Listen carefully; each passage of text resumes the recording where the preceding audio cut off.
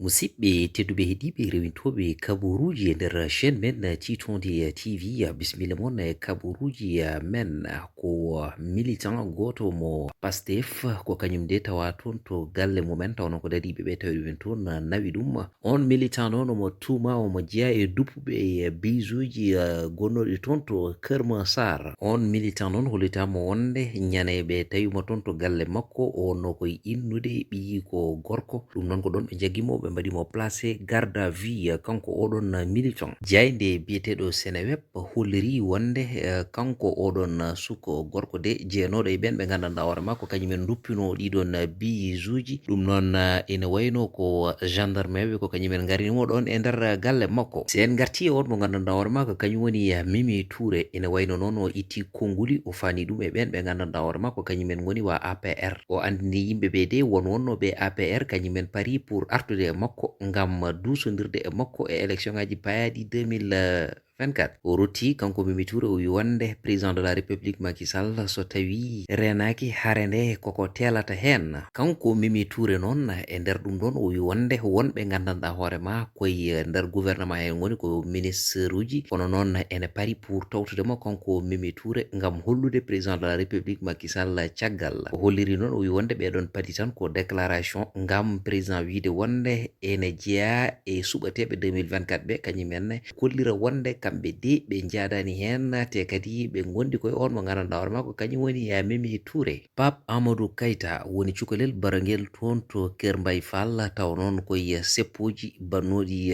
ñalawmaji ɗiɗo ɓennuɗi. Wargo makko noon laati ko ñane weeta ene wona projet on mo gandanɗa hoore makko kañum woni Ousmane Sonko e Adji Raby Sarr. Ne ɗum kewi nde noon ene wayno ministre de l'intérieur Antoine Diome koko wanno ɓatake wiide wonde kanko on mo gandanɗa hoore ma woni ngel ɗon cukalel ene wayno ko arme blanche wari ɗum. Caggal ɗum ɗo noon bamum cukalel ngel yalti wi wonde kañum de ɓiyum wari ɗum ko fetel ne tawno ko kural fiya ha kural ngal yulfiti rewi caggal. Ɗum noon so tawi wonde ɓe mbi ko arme blanche ɗum noon ko fenade ɓalere kurum. Caggal ɗum OTEPS baɗanoɗo toon to hôpital Idrissa Pouye mo Grand Yoff ina wayno koko riwti konnguli Antoine Diome ɗi wiide wonde ko arme blanche wari cukalel ngel. Ɗum ɗo ɓe kolliri wonde arme blanche warani cukalel ngel. Hono ɗeɗon caɗele de ki waɗino toon to Ngor ngam cuka debbo mo gandanɗa hoore ma kañum ne wasi hen fittandu mum. Kanko oɗon ministre de l'intérieur kañum e hoore mum yaltino wi wonde ina wayno koye laaɗe he ko hen tigui rigui cukalel ngel maayi kono noon hollirama wonde cukalel ngel ko dadiɓe ɓe tiri ɗum balla. Ɗum noon ene wanno ni woɗɓe témoin e ɗum ɗon kañumen goni tawnoɓe oɗon seppo mbi wonde ngel ɗon cukalel dewel de koko tira balla. Responsable Pastef gonnoɗo toon to Touba biyeteɗo Bada Ndiaye ina wayno noon dadiɓe ɓe pawimo jungo kanko Bada Ndiaye. Ɗum noon ko police mo Ndamotou fawimo jungo kanko Bada Ndiaye. Ɗum noon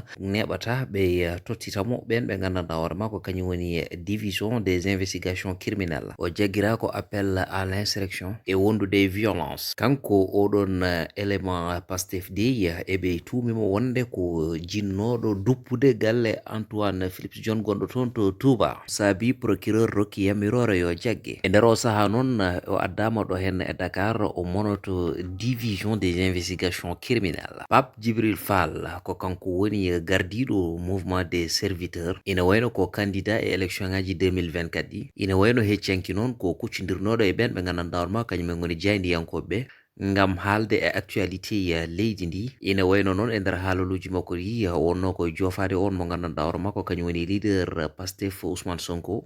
O holliri noon ɓen ɓe gandanɗa hoore ma wasɓe pittali mumen e nder ɗiɗo seppuji ko hunde nde o yonnani kanko e hoore makko te kadi kala jiɗɗo Sénégal fotani ɗum yonnude. Wiide makko kadi Sénégal fotani wadde mayde ko hay hunde. O so tawi wonɓe gandanɗa hoore ma kañumen ene belti e ɓen ɓe gandanɗa hoore makko kañum goni mayoɓe sukaɓe mayoɓe e nder leydi ndi. O wi ɗum de wona hunde hande wona kadi hunde fonde wonde. O wi ɓen mayɓe de so tawi gurino hay goto anda ko jogorno jibinande leydi ndi eɗo bange moƴƴere, sabu kala jeune mayɗo e ɗiɗo manifestation ngaji firti wonde ko avenir leydi ndi woni e yatirde e caggal. O wi noon won politicien ji ɗi gandanɗa hoore ma ngala compétence, won politicien ji ɗi gandanɗa hoore ma ene jogui jikkuji ɗi gandanɗa hoore ma wona jikkuji ɗi sénégalais ji ɗi poti yidde. O wi noon so tawi neɗɗo yeehi ha wi wonde ene yiɗi lamade leydi ndi, ene jogori lomtade on mo gandanɗa hoore ma kañum woni président Macky Sall, ene foti jogade comportement mo gandanɗa hoore ma kala jiiɗo mum tawa ne wawi jogade mum hoolare. O arti noon e gulali ɗi o wullono manifestation mo F24 wonno organisé toon to place de la nation. O wi noon gueɗe leñam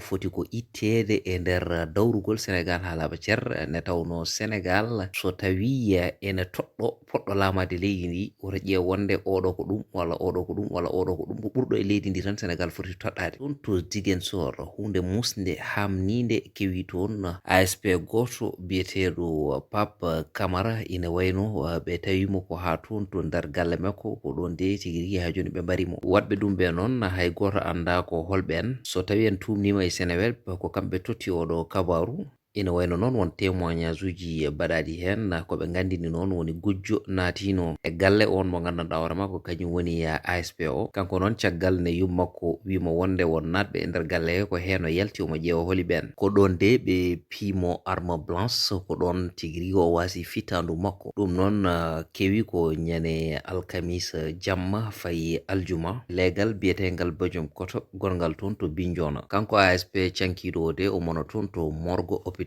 mo Bignona. Enquête noon udditama ngam yidde laɓɓitinde gueɗe ɗe. Kalen eɗo bangue coftal ɓalli baroɗe men ɗe gandanɗa hoore ma dañani duuɓi 17 taw ko kañumen kuccidirtuno e Maroc.